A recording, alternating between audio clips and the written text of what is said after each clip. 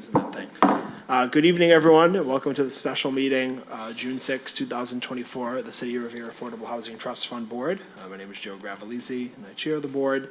And as mentioned at previous meetings and on the agenda, this is a special session, so this is a strategic planning working session in consultation with J.M. Goldson, the consulting firm that the city has contracted with as part of the housing production plan. But then also separately, part of our engagement and support for the housing production plan has included getting J.M. Goldson's assistance with planning exercises for the future of the Affordable Housing Trust, helping the trust kind of flesh out. We went through a process of developing our mission statement, developing our goals, and kind of our first year priorities. But with the professional assistance and guidance of these folks in the room, as well as participants in the community that have feedback to offer and ideas, the idea is to really take those action plans, take those goals and missions and really formalize them, develop a 5-year plan, and start thinking really strategically about our budget as well. Both funds that are coming in and what we can expect to go out. Since I know that we've sort of on an ad hoc basis, taken the time to look at, here are different priorities we've developed as a trust, and how much of that pot of money makes sense to put into different pieces of it. What this group is going to help us do is really think about that systematically, strategically, create a budget so that way we can allocate things appropriately and have a game plan. And when folks come to us and they ask, can you fund X, Y, and Z, we can tell them whether it does or does not sort of fit into our plan for the year. So that's my somewhat long-winded way of introducing Jen. I do want to acknowledge that the mayor is present, so thank you, Mayor Keefe, for being here, as well as the board. I'm going to let Jen drive the bus today, which is probably great news for everybody because you're all sick of hearing me talk. And she'll lead us through her agenda and presentation. Oh, right, and attendance. Thank you, Claire. She's got me. We'll just take attendance for the meeting. So I'm just going to go from left to right since almost everybody is here. So Matt Holfers, and Dean Harris, Claire and Zarillo, Joe Gravellisi, myself present, Anayo. Present. Layla, yeah, Present. Lori Manzo. Present. And then I do see that Deb Frank is not here today. Other than that, everyone's here, so we do have a quorum. We're also, in addition to the mayor being here, the city's represented by Tom Spirosky and Lorena Escalero from the Planning and Community Development. With that, unless anyone else has anything that to correct me on correctly, we're going to kick it over to Jen to start the presentation. Sounds great. And I am sharing my screen, so is that being, oh, good. Yes. So you can see it behind, perfect. All right, well, thank you for having me here tonight. I've been to some of your meetings, but they've all been on Zoom, so this is the first time I'm seeing a lot of you in person.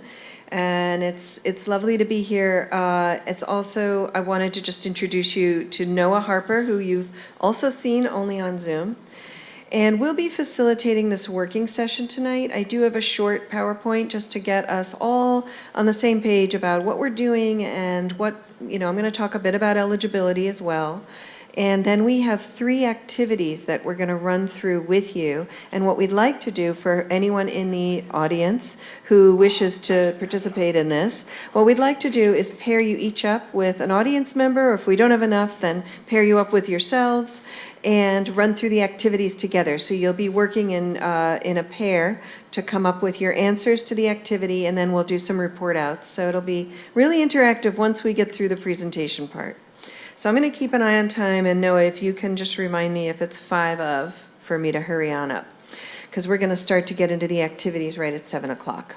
So again, I'm Jen Goldson. We've done work around the state with a lot of housing trusts starting back in 2006 when I first formed my firm, J.M. Goldson. One of the first things we were asked by a community preservation committee member is, this new housing trust, that we have in our town that was just enabled through the 2005 legislation, should we be giving them money? And that led me on a whole research project, ended up writing several guidebooks on housing trusts, and and the rest is history. So I do a lot of this kind of work with trusts, getting them organized. It's a lot of just strategic organization to figure out where your priorities are, and then we create, as Joe had said, a budget for you and a 5-year plan. All right, so I think what we'll do is go right into the Trust 101, which many of you may know, but I just want to make sure that we're all on the same page about eligibility. And the whole purpose of doing this kind of a plan, you know, you meet regularly, you've been meeting regularly for some time. The idea of this and hiring someone like me to do this is so that you can really step back and think a little bit bigger picture. So what would make you most proud in the next 5 years? What are you really aiming to accomplish? What kind of priorities should you focus on that will help you achieve that mission that you've already worked hard to create? And then how should you operate to be most effective? And we can touch on all of those things, including where does your funding come from and how much do you need?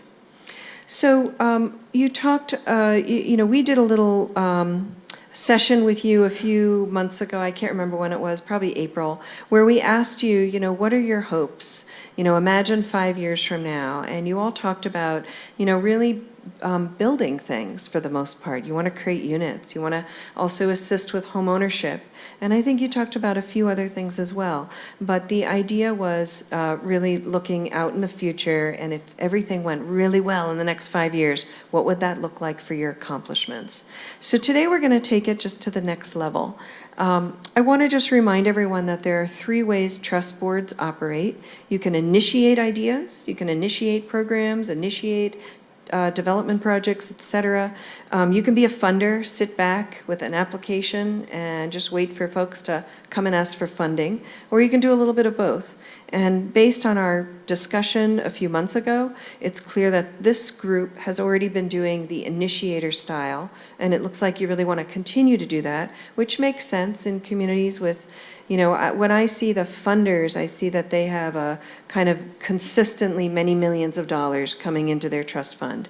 And this is a different situation, so I think doing the initiator framework and approach makes sense for Revere. And you can always change if the situation changes for you. So where do trust funds come from? So I'm going to talk a little bit more specifically about Revere in a minute, but this is where trust funds could come from.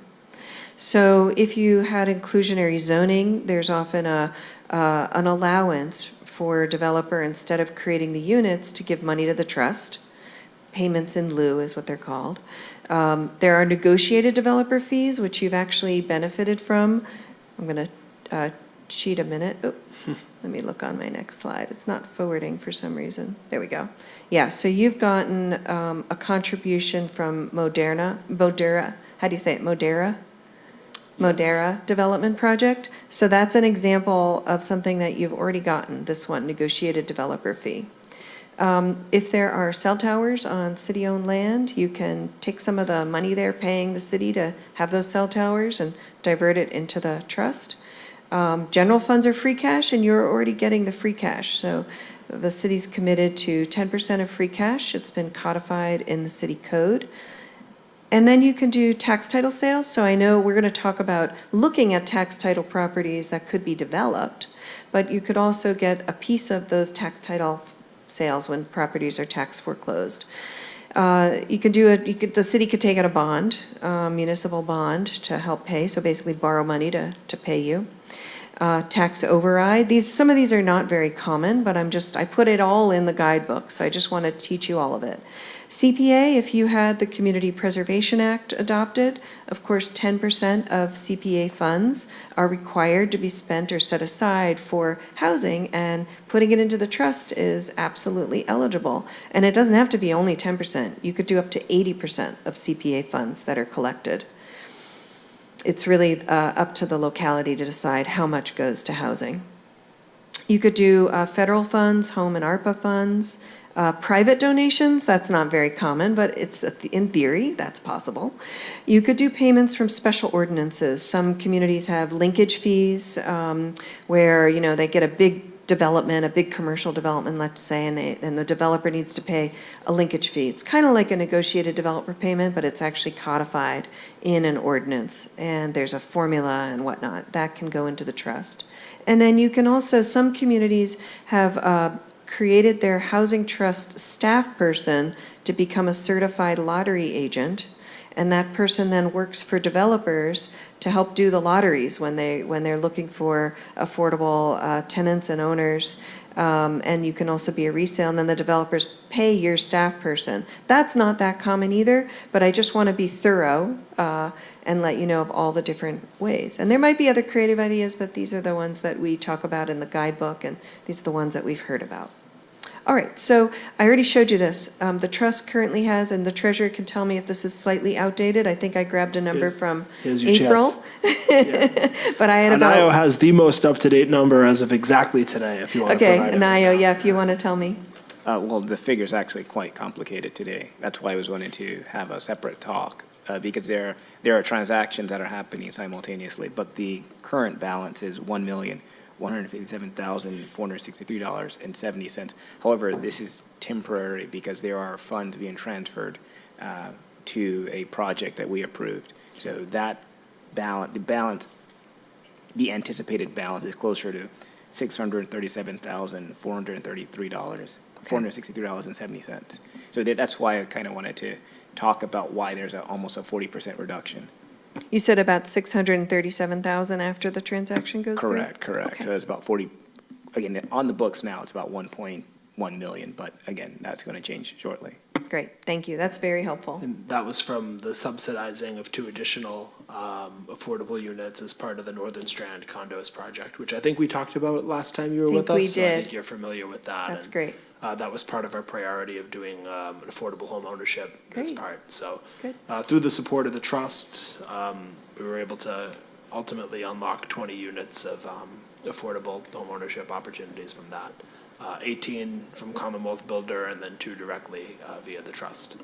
That's terrific. All right, so now I'm going to run through what's actually eligible for trust funds. It's a little bit maybe less intuitive than perhaps, than perhaps people would like. But there are a few things that many people think you can do with trust funds that you actually can't do with trust funds. So I just want to be very clear about this. So this is a list. I'm going to show you some examples, but generally you can provide financial support for constructing, so you can subsidize a private, nonprofit developer. And I'm going to talk a little bit about income requirements in a minute, but just for purposes of going through this list right now, I'm just going to say of affordable homes, and then we'll talk about what that means. You can rehab existing homes, but only to convert them to affordable housing. So for example, you couldn't just do a home rehab program that doesn't actually create an affordable unit. You can increase affordability in new development projects. So that's kind of similar to providing financial support for the construction, but it's basically if there are market rate units, maybe you can buy some of them down. That's basically what we just did, so. Exactly, that's a Already good all over that example. one, yeah. That's a good example. You can develop surplus municipal land and buildings, and I know you're looking at a bunch of tax title properties, so that would be an example of doing that. And of course, you are never the developer. You issue a request for proposal, and you seek a development partner, and then eventually that land probably gets transferred, either the fee or a ground lease. And you're really not involved in the actual development. You're really just fostering it. And then you can preserve properties that so affordable housing restrictions don't always last forever. Sometimes they expire depending on the original funding program that they went through. Revere is facing expiring uses. So trust funds can be part of a deal. It's usually a much bigger deal than just the trust funds to get those units preserved so they don't lose their affordability. But trust funds could be used to help that, to show some local support. And then you can also do rent assistance for low and moderate income households, which many trusts did, especially during COVID, emergency rental assistance. I'm going to go through some examples, not of all of these things, but just of some of the main. But does anybody have a question so far? Anybody in the audience? You said there were things that can't be done with the fund. Yeah, so one of the common things that happens when trusts see this one about rehabbing existing homes, sometimes trusts want to rehab, but it doesn't end up with an affordable unit. And that's the part that gets really confusing. You might be wanting to support a low-income, owner or building with low-income tenants, and you think that this is eligible, but if it's not actually creating affordable units, then it's not eligible. Take it away. I think our brains are the same. Would that affect the Habitat for Humanity project? Just to clarify, this has nothing to do with like new construction of units. This is strictly a restriction on rehabilitation. Any rehabilitation, even if it's like existing affordable deed restricted unit, if Correct. it goes from deed restricted to still deed restricted, Because you're not creating a new unit. Got it. And you're not preserving the affordability. and that's Yeah. in statute? That is how it's been interpreted. Got it. I'm going to show you the Okay. statute. I think, is it on the next slide? No. Oh, I went Well, the wrong way. That makes one of our decision processes for budget a lot Yeah, easier. it's on the next Yeah. slide. So Okay. I'm going to show you the Yeah. statute in a minute. You have to, Yeah. so there's some debate about this, but I would say a strict reading of the law is that preservation means preserving the affordability of the unit, not the physical preservation of the physical, unit. okay. Yeah, yeah. That's And very that helpful. creation means creating a unit. So you can basically, I'm going to show you the statute right now. So if you look at the statute, it's chapter 44, section 55C. It says you can do creation and preservation. Those are the only two verbs it uses, of affordable housing. It doesn't say exactly what affordable housing is, but it says for the benefit of low and moderate income and for community housing under CPA. So if you had Community Preservation Act, if you read this very strictly, now some trusts do not read this strictly, but I'm just telling you what the strict reading is. And when, not me, but when folks have asked DOR, what do you think this means? There's been some, opinions, but, how binding they are, some, it has never gone to court, et cetera.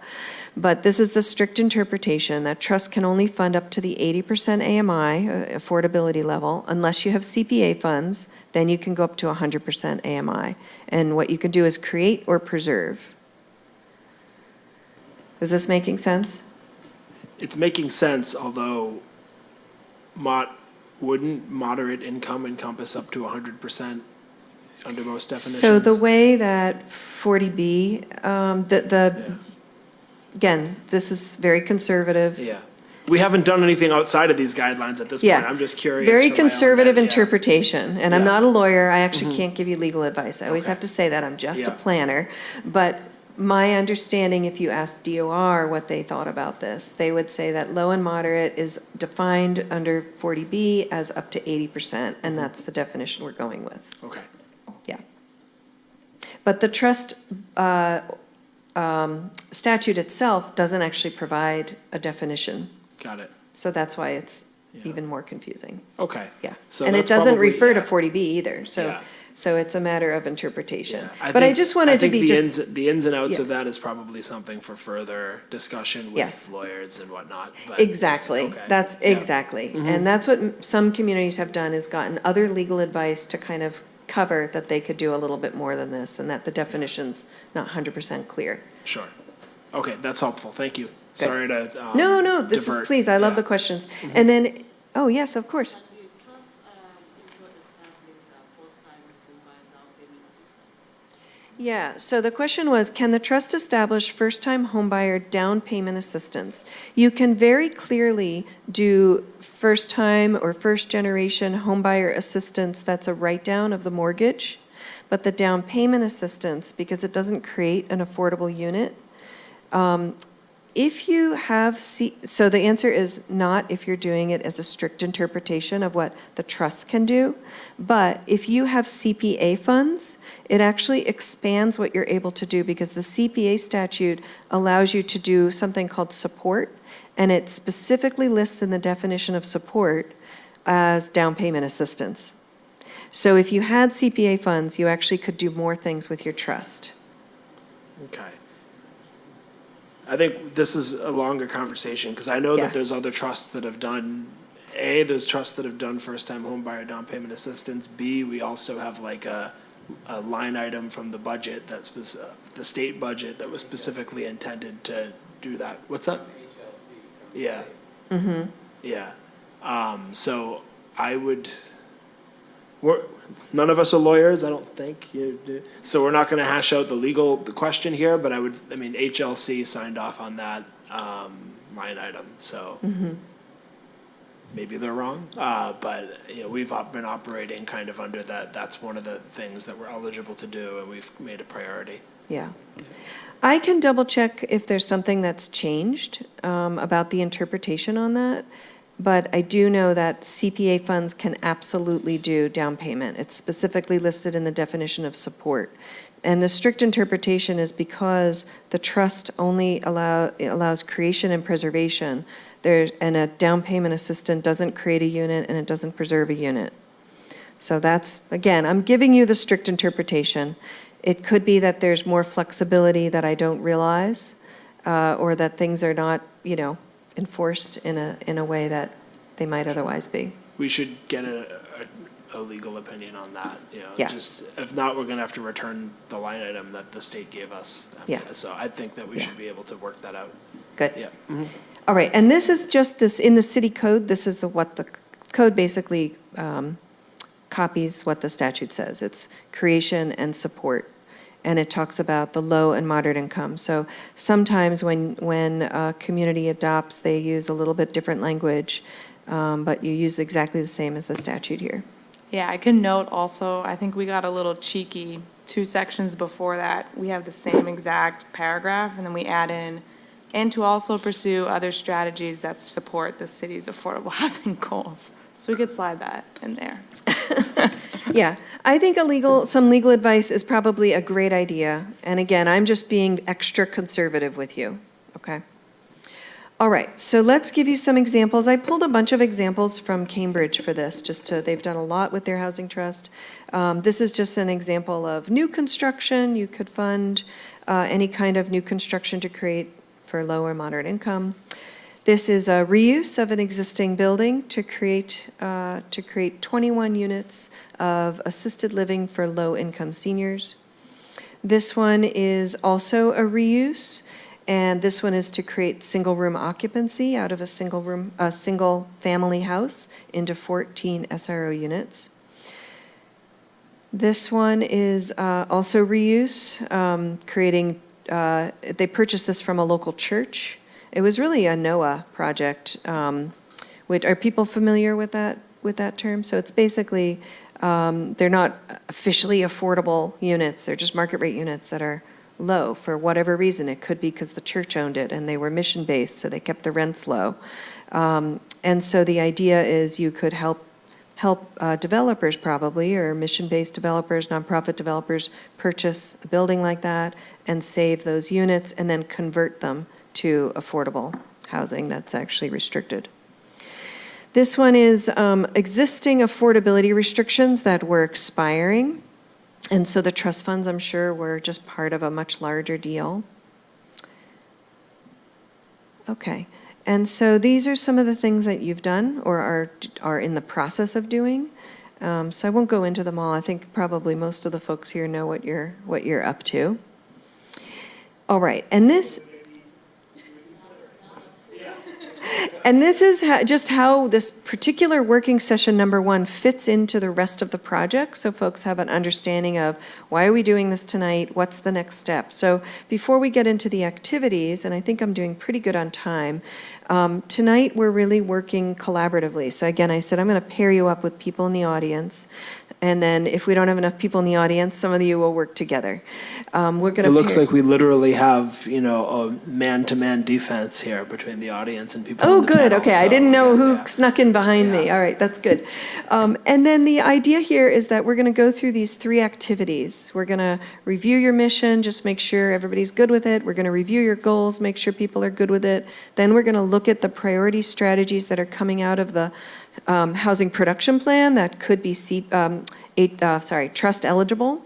And we're gonna have you prioritize those about what are the things you really wanna focus on.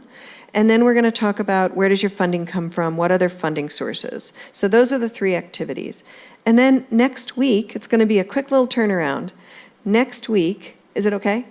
Okay, next week, what we're going to do is tell you what the results are, and then we're going to have we're just going to work with the trust next week, and you're going to basically finalize what we heard tonight. And then from there, we write the plan, and we show it to you in July sometime, and then we revise it and give it to you in August, so that's it. I have a question. Yesterday was approved the 6.5 billions for the Affordable Housing Act. How this affected the proposal to you present to us? I'm sorry, what was approved? Yesterday was approved the 6.5 billions for the Affordable Home Act for all Massachusetts. So this is how this affected the proposal to So us. that's not quite over the line just yet. So Oh. it's going through the legislative process. It has to be finalized by the House and then go to the Senate. So there is funding available for affordable housing trusts as part of that, but exactly what it looks like yet, we don't know until it goes through the process. Okay. I have a separate question on the survey. So we took a survey on this affordable, or the housing production plan some time ago. How will that inform the plan that we're doing today? Yeah, so the strategies in activity 2 that we're going to do were pulled from the draft housing production plan, which was based on the survey and our research. And we pulled out the strategies that are in the draft plan that would be eligible. We presented some of those on Tuesday night. I think some of you were at the forum. So that's how it's a direct line from what the survey and focus groups and interviews and then the needs assessment we did. We worked with the working group, the Housing Production Plan Working Group, to come up with a bunch of strategy ideas. And then we presented them 2 nights ago on Tuesday night. And we pulled out a select few that would be trust eligible for you guys to potentially implement. And that'll be part of your activity tonight. Thanks a lot. One follow-up question. Is there a way to, however you're going to present the material next week, to present it to us earlier in an email so that we can have time to read it before? Possibly. We're under a really tight turnaround because we could only find a week between the meetings. So we're going to come away with what you all talked about tonight and then kind of start to think about, well, what does that mean for changes to the mission, if any, or the goals, if any? And we're going to revise that with red lines for you to see, to talk about next week. And we're going to show you the list of priorities and how they ranked amongst the various pairs. It could be that people don't agree. So there may be some consideration next week about, well, we heard this and this, so now what do we do? So we'll get that to you as soon as we can. I think, Noah, did we plan to get that on Tuesday out to them? So we Thank can you. get it 2 days ahead? Thank you. Yeah. Yeah. Normally, we like to do a week ahead, but since this is the week ahead, it's hard. Thanks a lot. Thank you. All right, good. So let's go over activity 1, and then we're going to tell you how to pair up with each other.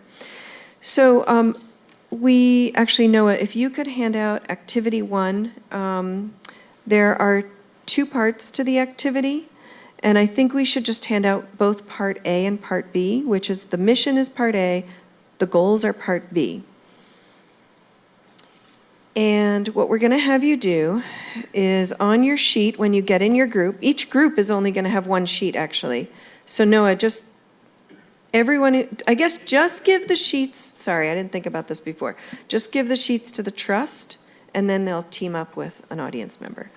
So on the first sheet, the mission sheet, activity 1A, we actually just copy and pasted the mission as it stands now, and we're just asking you to talk to your partner about it and say, what do you think? Is there anything you'd change, anything you'd add, anything you'd refine? Then we're going to do the same thing with the goals, and this may not take as long as I have, but just in case you have a bigger discussion, I gave you a little flexibility, so you have 10 minutes for each, but you might not need that long. The goals, we just listed the goals, and we're asking the same thing, but I'm going to give you, before you break out into those groups, I'm going to give you a little bit of context about goals and the way we typically try to write goals with community members, or with trust members, rather.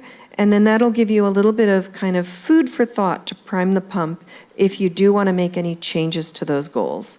So I'm going to go ahead and talk about that now, and then we'll go back to the mission slide and start there. So when we write goals, we typically try to, as much as we can, make them measurable goals. So these are some examples from a different community that we worked on recently, and you can see these numbers will not be right for you, but I just want you to see what I meant by measurable goals. So these are SMART goals, right? They're specific, measurable, actionable, relevant, time-bound. And what you see in here, the first example is prioritize trust funding to help build or create at least 50 units of affordable housing between this 5-year plan. And the next one is provide trust funding to assist at least 100 households with short-term housing assistance between FY '24 and '25. And we did put the down payment in there. This community did have CPA funds, just so you know. And then the third one is not measurable, but we added work to ensure consistent, robust funding stream. So it doesn't have to just be about what you're going to do with the money. It could also be about, like, do you have enough money? And what are you going to do? So those are just examples. I'm not saying these are the goals you should change yours to, or even that you should change your goals. But if you want to have some measurable goals, that's what I would encourage you to think about. I think it's hard to know if you've met a goal if you can't actually measure it.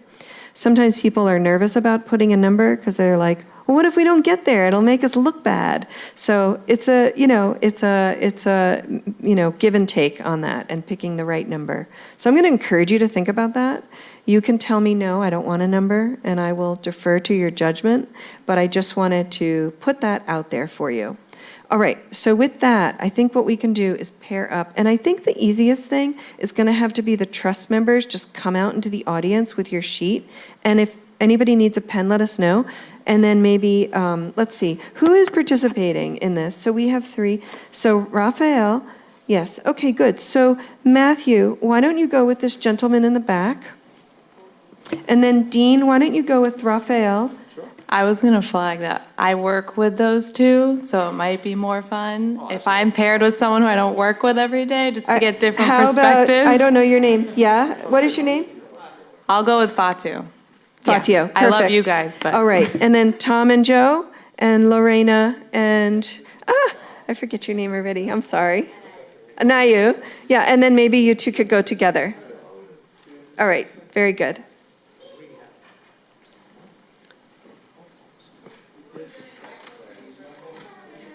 For the benefit of Revere TV, when we go into these discussions, it might make sense to put the meeting temporarily adjourned message up, and then we'll come back.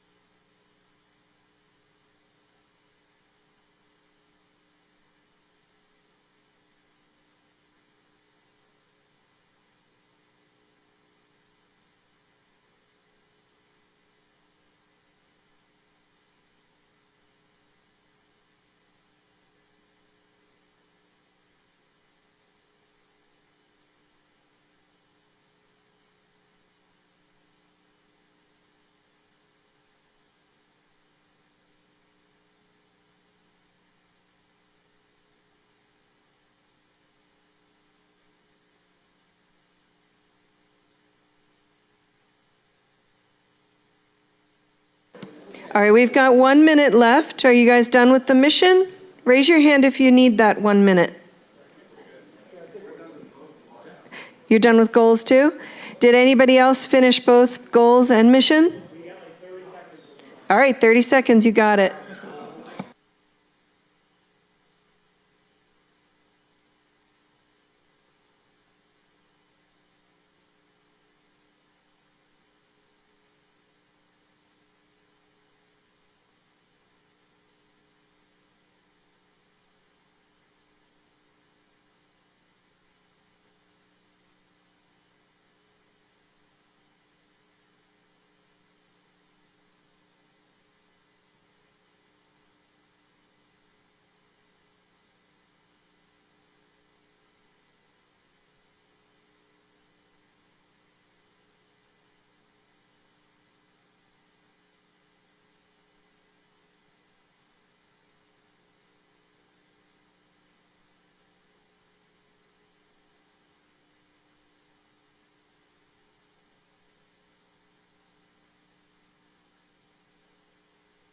All right, guys, that was 30 more seconds. So why don't we go around and just hear, is there anything that you would change about either the goals or the mission, or leave it as is? And so, Lorena, can I start over here, and I'll just go around the room?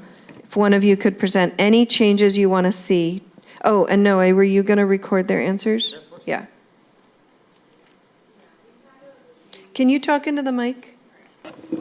We had a change on the second paragraph, the first, it's only one sentence, where it says, "The Affordable Housing Trust Fund seeks to identify the housing needs of our workforce, reduce out-migration of our families," to also include more inclusive word, because we want to help protect the general people from displacement, not just families, so I guess like a more adding individuals or families, or a more inclusive word there. Individuals and families. Does everybody see where that is? In the mission? Okay. All right, for right now, we're just getting your ideas, but we're not making any decisions tonight. The decisions will come next week. All right, next group. Okay, we want to talk about the ATH seeks to identify the housing needs of our workforce to reduce our immigration, our families. I think we also need to work with partners to create it, and the persons especially for the person that are going to be a home ownership, the programs to build the new, fix the credit, how you manage your budget, and be prepared with a course for getting a new home. Is working with these kind of agents to working with the tenants or the potential that want to get a new home. So I think work with partners to help the people available to get a new home or be part of the program. So we need to add partners with another agents to help the people. Okay, so are you saying the trust seeks to identify the housing needs of our workforce, reduce out-migration of our families and individuals and families, minimize the displacement of our fixed-income seniors, and promote finance and the development of affordable and rental and first-time homeownership housing? So maybe and work with partners to promote and finance the development? Yep. Is to that help right? Yes. Yeah, To help okay. the residents to improve they're available to get a new home, Great. you know. Are there any other changes on the goals? I wanted to make sure you guys didn't have any other changes on the goals. Okay. No? Oh, it's okay. Okay, good. So, Joe, do you want to go for you and Tom? Well, if I had known Tom was going to talk bad about the Celtics, I wouldn't have attached his name to such good ideas. So we had a couple things. First of all, correcting a dumb mistake by me, which is that there's a sentence fragment in the mission statement that we just need to fix. Is it the last one? Put like a semicolon between the last two sentences. I'm just a big stickler for that, so let's fix that. As far as goals, we took what was there, so we kept unchanged the non-SMART goal of just encourage and/or finance development of missing middle affordable housing opportunities, just because that as a concept is important to keep kind of conceptually. Everything else we tried to reframe as a SMART goal with some numbers attached to it or outcomes. So what we put was contribute to the city reaching its 10% subsidized housing inventory mandate. Obviously, we can't close that entire gap, but, you know, we can contribute to it. So that would be a new goal. That would be a new goal. Yeah. Then directly create or subsidize 10-plus units of deed-restricted homeownership by the end of fiscal year 2029. This one is pending based on whether we're allowed to do this or not, but support 25 first-time home buyers directly through down payment assistance that are Revere residents, and then keep the language about also support potential Revere residents who are first-time home buyers through education and resources. And then support at least 100 Revere low to moderate income households directly or indirectly through either home ownership, rental, or preservation of deed restricted housing. Because that would encompass everything from, you know, unlocking Commonwealth Builder funds to doing the down payment assistance to doing, again, senior repairs if that's allowed, to all the other things that we've talked about doing. And I think that that's a number that we could reach even kind of with existing funds. And then the last new goal that we added is advocate to expand our capacity and funding, including by adoption of the Community Preservation Act. Just put advocating for getting that done as one of our direct goals that we, you know, are going to work to accomplish as a trust. Great. So, okay, so what I'm hearing is a bunch of new goals, but keeping that second one basically the way it is, and then the Yeah. others are really rewritten or added to. Yeah, exactly. Okay, Yep. thank you. All right. Almost called you Michelle, Claire. So I worked with Fatu, and we spent a lot of time on the mission. We pretty much rewrote it. But I can't get mad because we had a subcommittee to write it, and I did not sit on it, so that's my own fault. Pass the buck. Yeah. No, it's my fault. I take responsibility. Kind of making it more like almost like marketing the way you would see a mission on like company websites and stuff, because I feel like ours is a bit dense. But the goals we got to at the end, which were a little more interesting, and one of the things that Fatu brought up that I didn't really think of, it doesn't sit as like a direct financial goal or something we're allowed to do by statute, but something we could keep in mind as we're doing these projects is figuring out how to support, maybe not monetarily, but through education and advocacy, supporting like small time and minority developers and agencies that we could be partnering with. I know we're strict with RFPs and how we, pick between bids and stuff like that, but trying to keep a sense of being equitable and who we're working with and not just who we're trying to service in the community, because I think that would accomplish some of the greater goals that we do have for residents. And will you give us the rewrite? I can give On the it to mission? you in a PDF if you'd like. No, some of the things we noted were just like the second sentence in the first paragraph. I'm very picky with writing. That's all I do all day. And to me, it seems redundant to say what the board is when we're trying to describe the reasons behind what we do. So we deleted the whole second sentence. The first sentence in the second paragraph, we said, the AHTF seeks to identify the housing needs of our residents, keep everything the same until the end, and promote development of affordable rental and home ownership housing, and support first-time home buyer opportunities. Then we ended the sentence there, fixed the last run-on sentence with, in partnership with groups already creating and preserving affordable housing both in the city and in the Commonwealth, the Affordable Housing Trust Fund is always working to meet the needs of low and moderate income residents. All right, so we're going to collect these, Yeah. by the way. All I right, put our good. names on it. All right, Dean, you're next. Well, Raphael and I, Compare our. loved it. I just wrote down the first change. We thought it was, we liked the fact that it was broad, because we did find that, or feel that when you have a mission statement, you don't want to really box yourself into a corner. And so one of the things we did like was that it was broad. Obviously didn't spend a lot of time on punctuation, but the statement itself we thought was fitting. As for the goals, we did actually get a little, I'd say, more exact. And the second goal, where it says encourage and/or finance the development of missing middle housing opportunities, we did feel that it should put either, finance the acquisition, development, or preservation of missing middle affordable housing opportunities, but instead of saying housing opportunity, it would be say housing, rental, and homeownership opportunities, and kind of list it out, a little be more clear on what our goal was there. So yes, we did take our time and look at stuff too. All right, excellent. Okay, Matthew?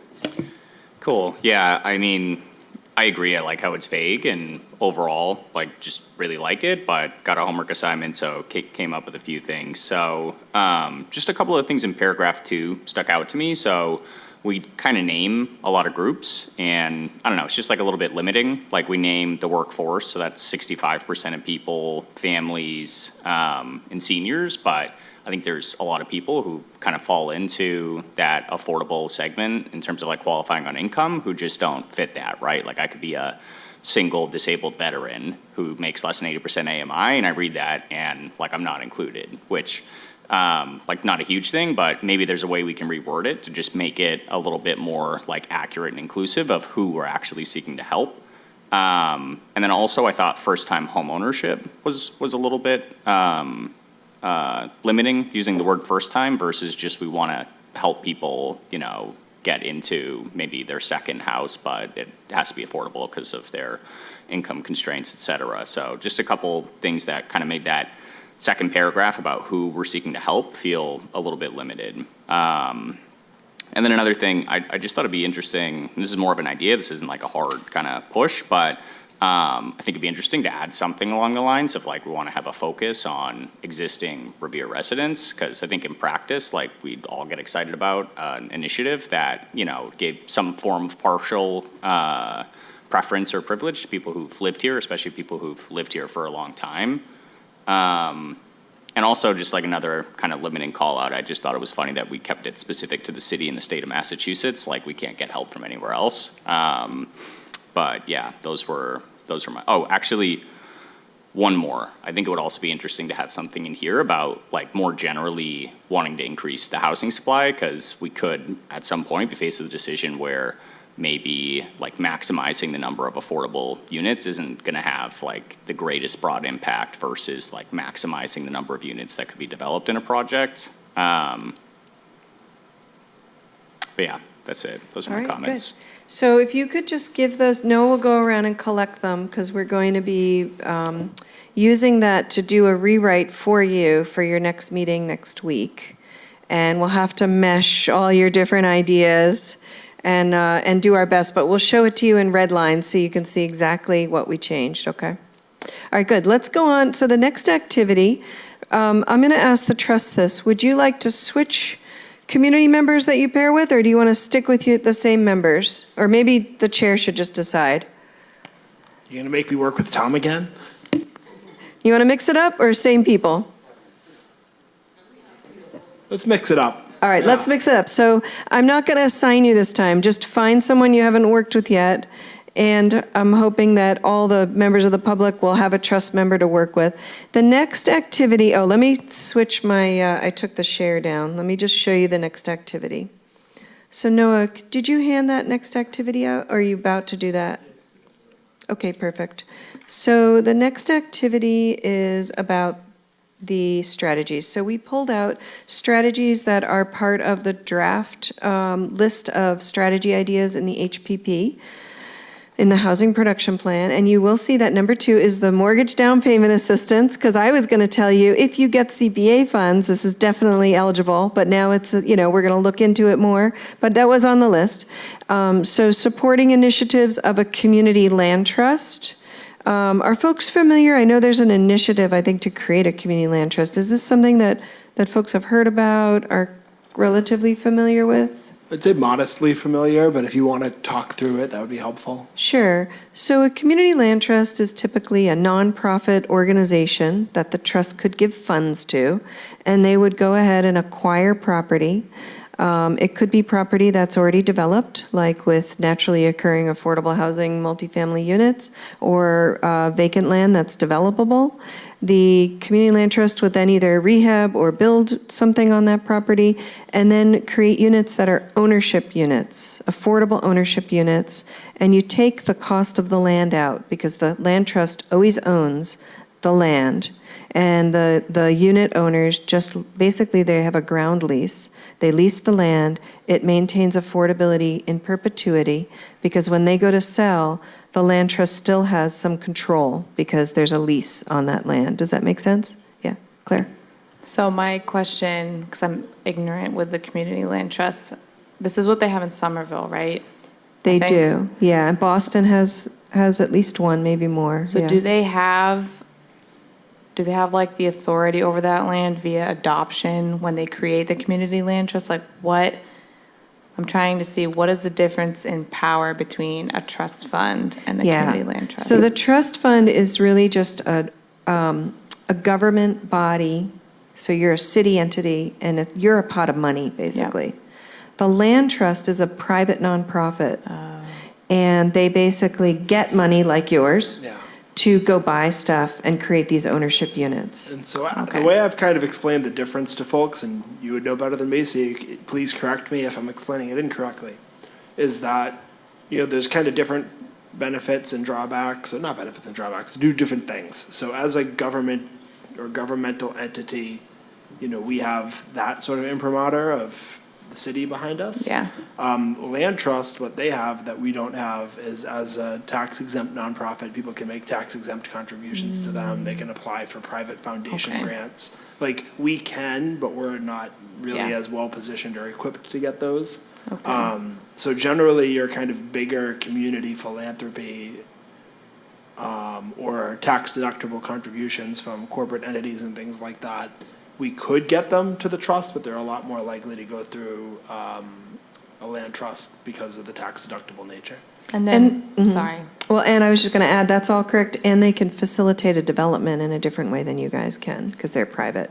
And then when you said they own the land, and then the folks who are the homeowners, they kind of lease it from them? It's a ground lease, a 99-year, usually, I mean, I don't know if it's always like this, but usually a 99-year ground lease. And then because it's in perpetuity, there's no chance for like resale or wealth building, right? No, well, there are restrictions on resale. I think because it's a private nonprofit, it's not restricted to a certain model. Okay. So I think there could be some equity building involved in it, but I think the units will remain affordable even Yeah. so, because you take the land cost completely out. A new homeowner's just buying the value of the home, and if you take away the land cost, it just makes it affordable by its very I see. nature. Okay, Yeah. thank you. Okay, good. Does that make sense to folks? Okay.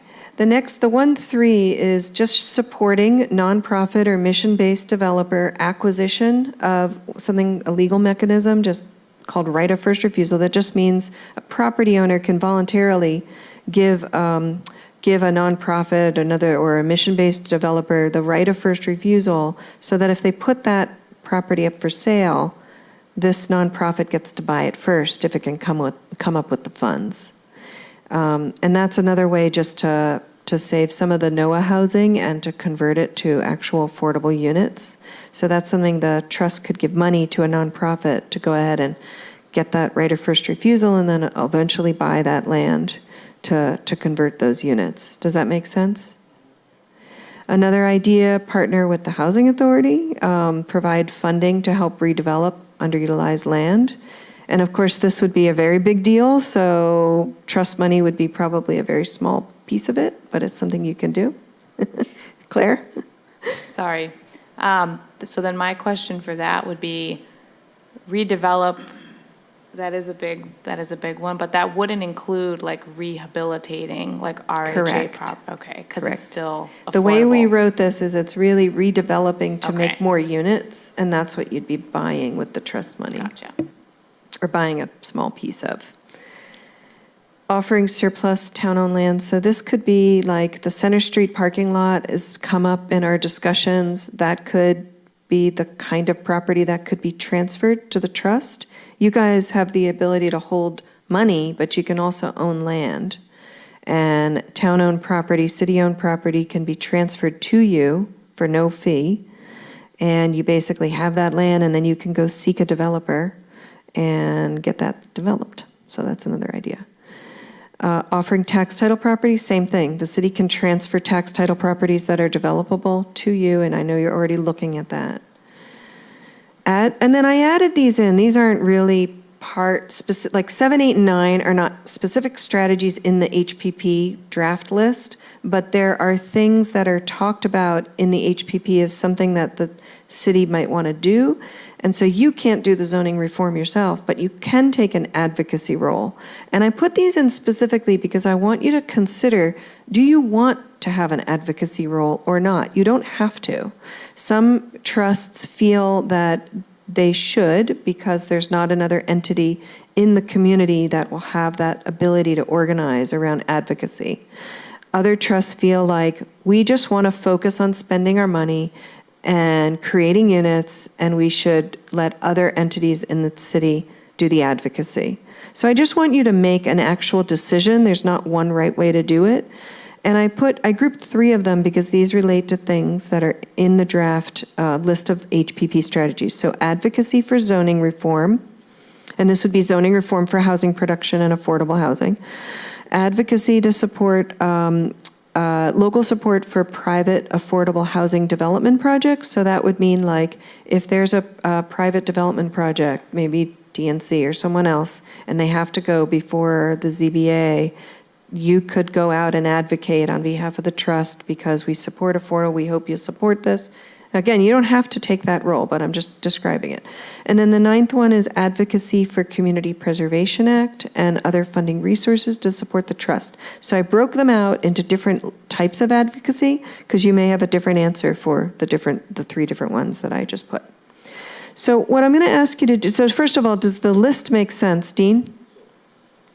So this is not what we feel that the HPP should do. This is what we feel that our trust should support in what's most important to the trust in draft strategies. Correct. And I don't say that from the Housing Authority standpoint, right, we have $630,000 in our coffers here, and I think we know that it costs about $650,000 to build one particular unit when it comes to public. It doesn't mean that in the HPP that the partnership or working with the city isn't more important, because we're going to have to do that. But from a trust standpoint, it may not be like the number You one got thing it. to do. This All is just about, so what you answer tonight won't change what's in the HPP. I mean, it's not done yet, but the idea of this discussion is, what do you want to do? What's the best use of your funds? And not just your funds, but your time and your energy, and thinking about your capacity and how much you can really take on. And I know you don't know how much funding you'll have, so we're going to get to that next week a bit. We're going to kind of back it out based on your priorities and figure out, well, if you were to do these 2 or 3 things, how much money do you think we would need to make that successful? And you can say, I want to do all of these things if you want to, but I want you to be thoughtful about if you had to choose, if you can't do all of them, which ones would be ranked the highest. And so that's exactly the activity we're giving you. And yeah, of course. Strategies? Number 3, I'm part of the working group, so I feel like I can help here. It says support nonprofit mission-based developer acquisition of right of first refusal from current owners of multifamily buildings. I think it doesn't have to just be right of first refusal, it can be the actual building. The actual acquisition, that's a good point, yeah. So why don't you just change that in your mind to number 3 is supporting them for the acquisition of NOAA buildings, multifamily buildings, or right of first refusal. Thank you for that clarification. All right, so we're going to ask you, and do you guys know what I mean by ranking? It's not rating, so I'm actually going to ask you to put it in order of priority. So there's 9 ideas, and you're going to get numbers 1 through 9, and each number can only be assigned one time. What did I say on this sheet? 1 is the highest. I hope this is not counterintuitive. I think of like number 1 as highest. So 1 is the highest, 9 is the lowest. And then if you feel like, then I want you to explain why. And then, so every single thing on this list will have a number, and the number will only be used once. That makes sense, right? It might be hard. Some things you'll think like, well, this is equally important. It kind of depends on what comes up. So have that discussion, do the best you can, and then explain why, and if there was anything you struggled with. And then at the bottom I have, are there any other strategies, just because it's not in the draft list in the HPP as it stands now, are there any other strategies that you think you should consider that's not on this list? And just add them on the bottom. And then just tell me, like, if you added that, how would you change the ranking? Would that then be your number 1 or your number 5 or whatever? Does that make sense? Is anybody confused about what I'm asking them to do? These guys? Okay, so go ahead and team up. I'm not going to micromanage it. Just team up with someone different, and you have about 20 minutes for this one. If you don't need that much time, just raise your hand when you're done, and we'll end early.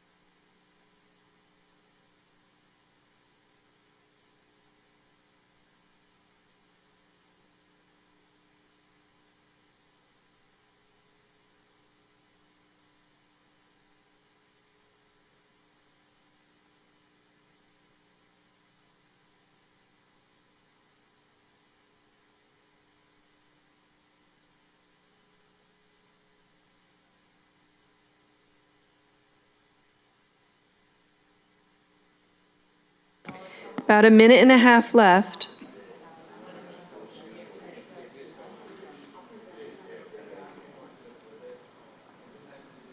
All right, you ready for your roll there?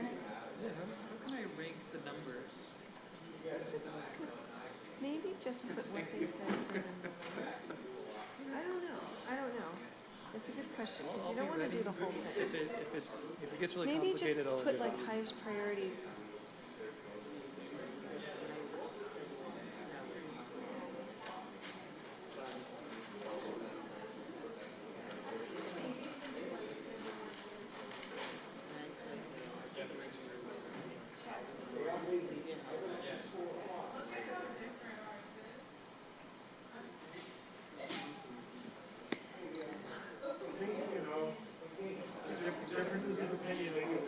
All right, are we good?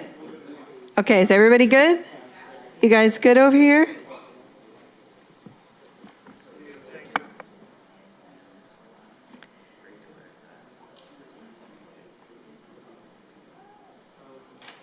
Anaya is good? Yeah, okay, good. So why don't the trust members come back to their seat so they can present? All right, so this time we'll go the other direction. So if you want to tell us, what we're going to do here is just take your top three, okay? But we're going to collect what you put and tally up everything, just for the sake of time. So Matthew, just tell us your top three in the order of 1, 2, 3. Can you, yeah. Number one was the mortgage down payment assistance. Number two, we did tax title properties. And number three, city-owned properties. Great. All right, how about Dean? So number one was actually advocacy for CPA and other funding resources, because we felt it was what drives us. The second one was the offer for tax title properties, and third was offer surplus city-owned properties. All right, so some alignment there with the tax title and the officer, but you're putting the funding up there because you need the money, right? Yeah, all right, fair enough. Claire? So I'm glad I wrote very detailed explanations since you're collecting them.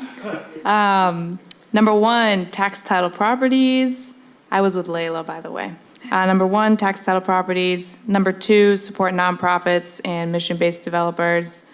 And where's number three? Surplus city-owned property. All right, very good. You getting all this, Noah? Okay, Joe? Am I supposed to include any choose-your-own-adventure ones at the bottom that we made top three? Only if they got to your top three. One Sure. of them did, so, Okay. okay. Advocacy for CPA and funding sources.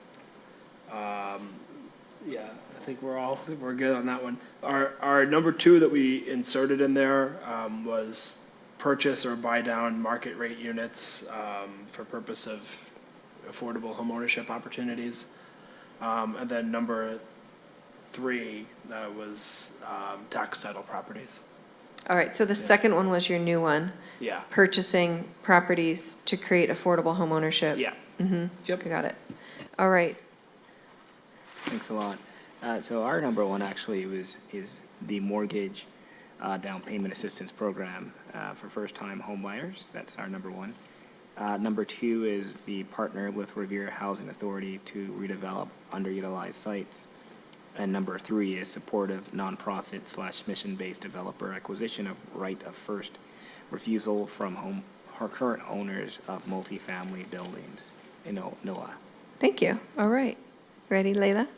I work with Claire. Oh, right, I'm sorry, I forgot. Okay, Lori? Okay, so our first one was partner with Revere Housing Authority to redevelop underutilized sites. Number two is mortgage down payment assistance programs for first-time homebuyers. And number three is support initiatives of a community land trust. All right, very good. So we have some mixture things, some overlap for sure, but a little bit of mixture. So we'll tally that all up and give you the results next week. All right, last one.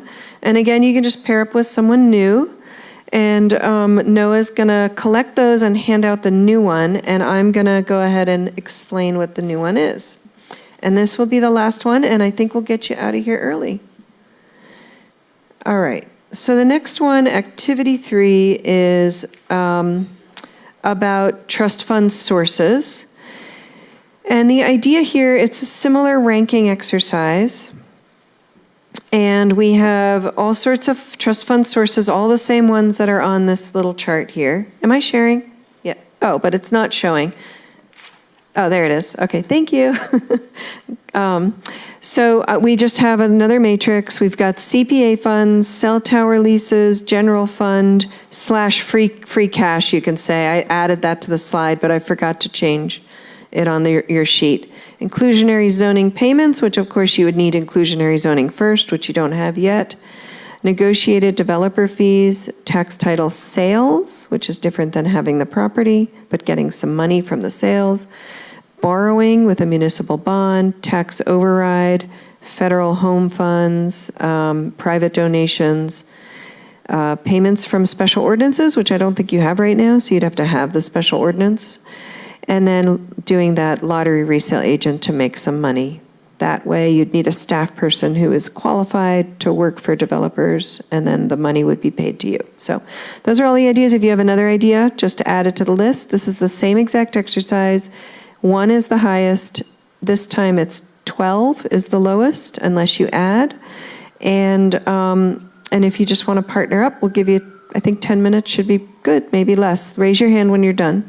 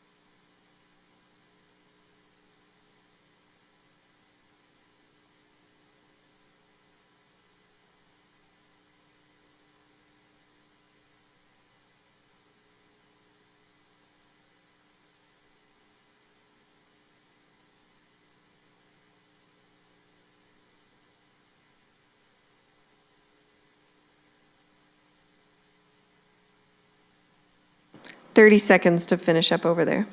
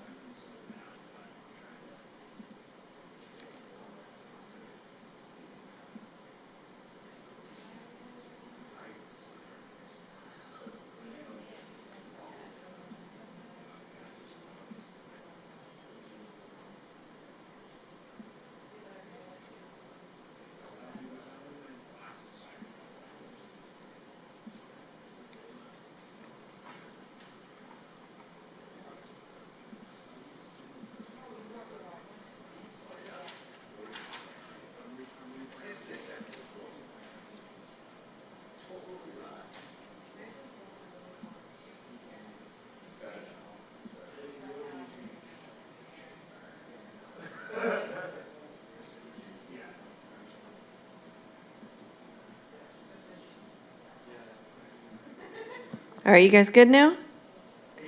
All right, great. Why don't we go into the report outs, and I guess I'll just start with this side again. And why don't you just tell Noah the top 3 funding, oh, be careful there. The top 3 that got the 1, 2, and 3. Well, tell everybody, I'm sorry, but he's writing it down for you.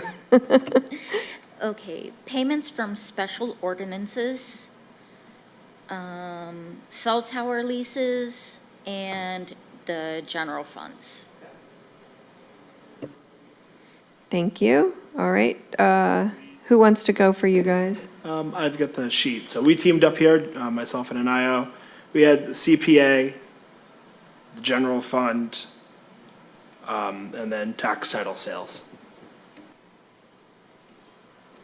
All right, so general fund was overlapping, and I'm considering general fund / free cash Include the free same cash, thing. Yeah, which, exactly. yeah. Mhm. All right, Claire, Dean, yeah. So our top 3 were negotiated developer fees in first place, tax title sales in second place, and general fund in third place, Okay. with compromise, by the way. Yeah, okay, all right. Who's presenting for the last group? Matthew? Yeah, so we did a pretty similar list here. We did general fund for number 1, CPA number 2, and negotiated developer fees 3. All right, very good. That's everything for tonight, so I'm going to get you out early, unless you have other things to do, I don't know. I assume this is specifically for Tom's benefit so he can watch the Celtics. We tried to hurry through. And again, next week, we're going to come up with like what we think you said to us with revisions, and then next week, the idea is that you'll make any other refinements. We'll make some decisions, because I think you're not all on the same page about the funding, for example. So we're going to talk through some of the things that you didn't, maybe weren't in total alignment on, and then give us our marching orders for what to put in the draft plan. So that's next time. And next time is in person, I think here again, is that right? That's correct. Yep. So same time. I think so. We'll confirm It that. might Yeah. be 6, but. I We think have it on the it's calendar, so 6:30. whatever it says on the calendar, but I'll confirm Yeah. and send it out to everyone via email. But it's next week here. And then our July meeting is the one that we switched the hours around to try to fit around but that's for July, not for next week. Does anyone have any late items for the agenda or things to add before we adjourn? I want to say thank you to Jen and Noah for that tonight. It was really, really helpful. Good. Thank you. Thank you. Even though you may have poured legal cold water over half of our ongoing initiatives, it was still a really useful and helpful use of time. Which, Clara, that's next action item for you and me, is to work on getting some thoughts on that from the legal. All right, with that, make a motion to adjourn. Second. All in favor? Any opposed? All right.